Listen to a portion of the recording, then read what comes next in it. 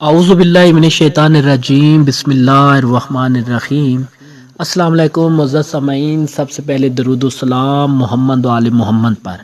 اللہم صلی علی محمد و آل محمد۔ یوٹیوب چینل زین علی رضا میں خوش آمدید۔ آج کا موضوع جلندی سے گفتگو۔ حضرت عمار یاسر بیان کرتے ہیں کہ ہم امیر المومنین علیہ السلام کے ساتھ صفین کی طرف جا رہے تھے۔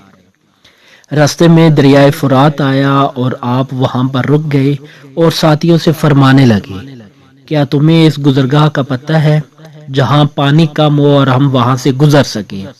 حضرت کے فوجیوں نے کہا، مولا ہمیں اس کا کوئی پتہ نہیں۔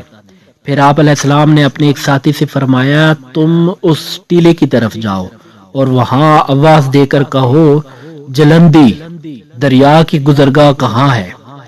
حضرت علیہ السلام کا فوجی اس ٹیلے پر گیا اور اس نے جلندی کا نام آواز دی۔ ٹیلے کے نیچے سے بہت سی لبیک کی آوازیں بلند ہوئی، ہر ایک نے کہا میرا نام جلندی ہے۔ آپ کا ساتھی پریشان ہوا اور واپس آیا اور کہا، مولا وہاں تو بہت سے جلندی نام کے مردے ہیں۔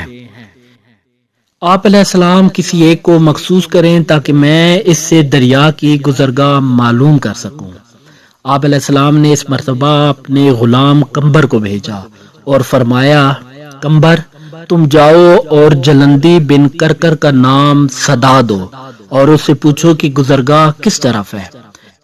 حضرت قمبر ٹیلے پر گئے اور آواز دے کر کہا، جلندی بن کرکر ہمیں بتاؤ دریا کا پانی کس جگہ سے کم ہے تاکہ ہم وہاں سے گزر کر دریا کو عبور کر سکیں۔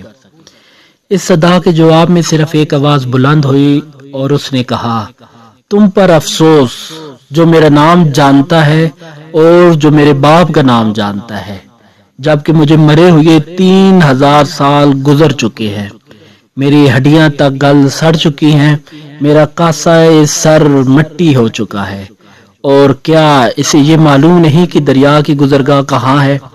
تم لوگ دل کے اندھے ہو چکے، تمہارا یقین کمزور ہو چکا، تم اس کی پیروی کرو جہاں سے وہ دریا کو عبور کرے، تم بھی اس کے پیچھے دریا عبور کرو۔